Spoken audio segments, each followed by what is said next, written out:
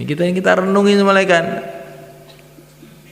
Dakwah saya itu sudah 4 bulan ya, sudah pengalaman saya itu dakwah. Ya itu kalau diukur orang zaman sekarang yang tidur aja di rumah memang sudah pengalaman 4 bulan. Tapi kalau dihitung dengan Nabi Nuh yang 950 tahun, kelihatannya kok belum pengalaman kelihatannya gitu. Jadi malaikat Allah Ta'ala kita ini harus pikir tuh meningkat. Jangan sudah merasa puas. Orang itu kalau sudah merasa puas, ngantuan itu tandanya puas. Iya, saya sudah tahu semua, nggak perlu dengar saya. Nah ini.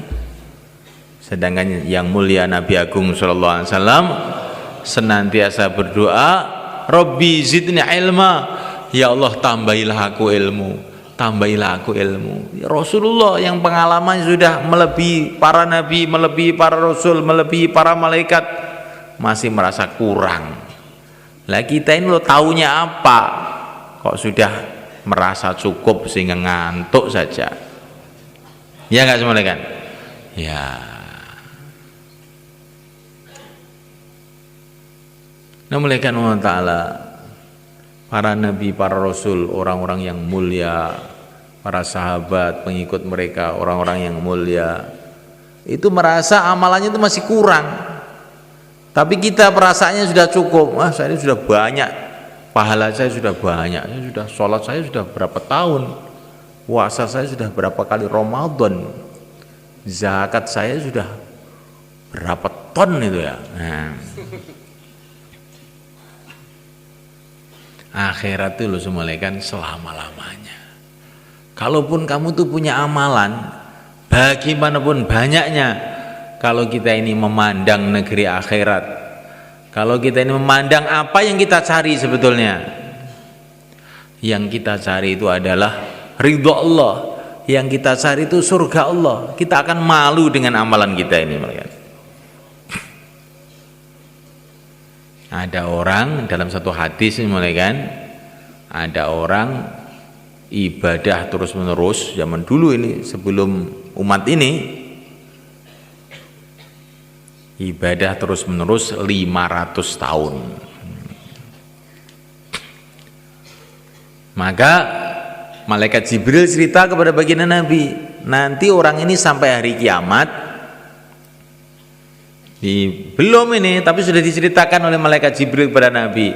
Nanti orang ini sampai hari kiamat dibangkitkan dari kubur, kemudian Allah berfirman, hambaku, silahkan masuk surga dengan rahmatku. Maka orang tadi, ya Allah, saya kan sudah ibadah 500 tahun, masa saya ini dimasukkan surga hanya karena rahmatmu saja lah, amalan saya ini apa enggak ada nilainya? Maka Allah, oh begitu, hai para malaikat, hitung itu amalannya dia. Maka dihitung, amalannya 500 tahun, ternyata tidak cukup untuk membayar nikmat mata. Belum telinga ini, mata tok ini belum cukup. Loh, mata itu mahal sebenarnya kan. Kalau orang itu matanya rusak, buta, dia suruh bayar uang 1 miliar pun siap. Kalau punya loh ini, supaya matanya bisa melek lagi. Betul nggak sebenarnya kan? Oh, mata ini mahal. Gara-gara mata kita masih sehat aja kita nggak tahu.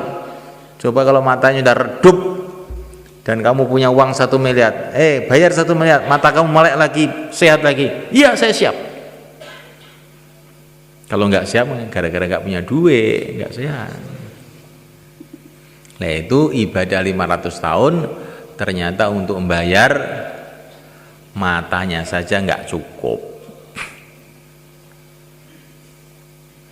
Maka Allah berfirman, ternyata ibadah kamu nggak cukup untuk bayar mata saja, telinga belum kamu bayar, yang lain-lain belum kamu bayar, sekarang silahkan masuk neraka.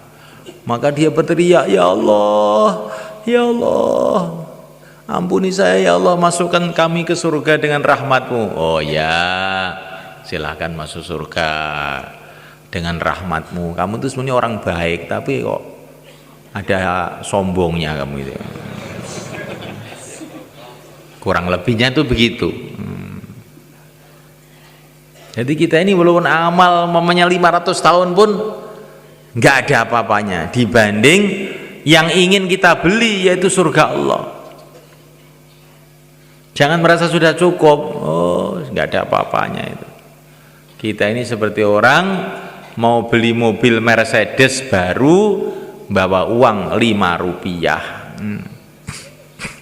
Pergi ke toko mobil, saya punya uang 5 rupiah mau beli mobil baru Mercedes. Tapi memang tukang tokonya tadi yang menjaga toko orang baik, oh bagus, silakan. Sebetulnya Pak, uang 5 rupiah itu untuk beli lapnya saja tidak boleh. Masa? Iya. Tapi saya ini menghargai kamu, ya sudahlah, gratis, silahkan bawa pulang mobil. Lah surga itu seperti itu semuanya kan. Lah surga itu kerikilnya aja lebih mahal dari dunia seisinya. Kok kamu bayar 4 bulan itu apa ya. Kamu bayar dunia seisinya itu belum dapat kerikil satu di surga. Itu kerikilnya, belum sungai-sungainya, belum istana-istananya, belum bidadari-bidadarinya, belum kedudukannya bersama wali-wali Allah. Oh, kok bisa merasa banyak itu bagaimana itu? Yang muliakan Allah Ta'ala, kita amal itu dengan syukur, dengan gembira, dan kita merasa amal kita ini belum apa-apa dibandingkan yang kita cita-citakan. Untuk bikin jembatan itu di depan itu semuanya kan, dari sebelah timur ke sebelah barat ada jembatan itu beberapa ratus juta itu. Lah untuk bikin jembatan dari padang mahsyar menuju surga siap berapa bayar? Untuk bikin jembatan dari padang mahsyar menuju surga mau bayar berapa kamu? Jembatan terangkil saja ratusan juta.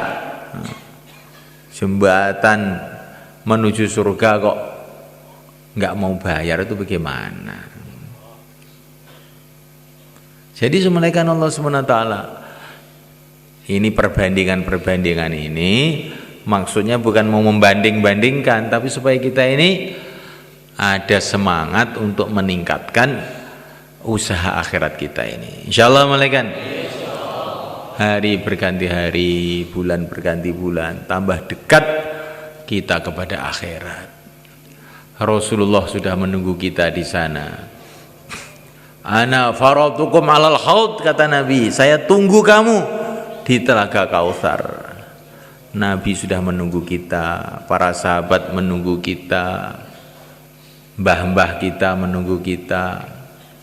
Orang itu kalau sudah ditunggu bagaimana? Tidak merasa tenang, duduk tidak tenang, makan tidak tenang, tidur tidak tenang, karena merasa sudah ditunggu. Dan yang nunggu bukan biasa, yang nunggu Rasulullah sallallahu alaihi wasallam. Lah supaya kita ini bisa jumpa di sana bagaimana? Ikuti jalannya Rasulullah. Jalannya Rasulullah itu apa? Qul hadhihi sabili ad'u ila Allah. Jalannya Rasulullah adalah kita ceburkan diri kita ini dalam perjuangan dakwah. Insyaallah malaikat. Kalau kita ceburkan diri kita dalam perjuangan dakwah yang merupakan jalan hidupnya Rasulullah, insyaallah nanti bertahap-tahap, tambah hari tambah dekat dengan Rasulullah di sana. Insyaallah malaikat. Tapi kalau kita ini tidak mengambil jalannya Rasulullah, bagaimana kita akan bisa berjumpa sama Rasulullah semalekan? Wong jalannya lain-lain. Kita bisa jumpa Rasulullah, syarat utama jalannya harus sama. Jalannya apa? Qul hadhihi sabili ad'u ila Allah. Jalan hidupku adalah mendakwahkan agama Allah. Insyaallah mulai kan? Maka bagaimana supaya kita bisa ngambil jalan ini? Langkah pertama, kita siapkan waktu 4 bulan untuk supaya membelokkan hidup kita ini ke jalannya Rasulullah ini. Insyaallah mulai kan? Ini langkah pertama. Siapa yang nanti 4 bulan, silakan berdiri ke selatan. Monggo. Yang niatnya 40 hari sekarang ditingkatkan jadi 4 bulan. Silakan mulaikan. Monggo, bismillah. Monggo. Yang niatnya 40 hari tingkatkan 4 bulan. Insya Allah kalau kita ini dalam amalan agama terus menerus selama 4 bulan, amalan agama itu akan tertanam mantep dalam hati sehingga mudah istiqomah sampai mati. Itulah kesuksesan. Itu maksudnya 4 bulan itu begitu, supaya ngamalkan agama ini betul-betul mantep istiqomah sampai mati. Langkah pertamanya 4 bulan. Silakan mulaikan. Monggo. Nah, yang mau 4 bulan silakan berdiri ke selatan sana. Ah, niko. Wis bedo gerudukan niko. Ayo yang terus. Ngadeg soyo, monggo. Ah, monggo. Ah, insyaallah. Ah. Monggo. Ah, teman-temannya itu. Ah, teman-temannya. Nggih, Mbah. Saman kanca-kanca sampean niku. Kemudian yang 40 hari juga semuanya kan. Wah, ini semua sini bismillahirrahmanirrahim. Bismillahirrahmanirrahim 40 hari. Monggo. 40 hari, monggo. Alhamdulillah. Monggo. Silakan. Sekarang semuanya kan taskil persiapan, atau yang sudah siap sekarang ya malah bagus. Yang ada niat untuk bikin persiapan negeri jauh atau India, Pakistan, Bangladesh, silakan berdiri ke selatan. Monggo. Persiapan negeri jauh India, Pakistan, Bangladesh. Monggo. Insyaallah semuanya kan. Kita kumpul dengan daerahnya masing-masing, zonnya masing-masing. Kemudian kita merencanakan kapan mau 4 bulan, mau 40 hari dalam negeri. Termasuk kita akan membuat jamaah-jamaah jalan kaki.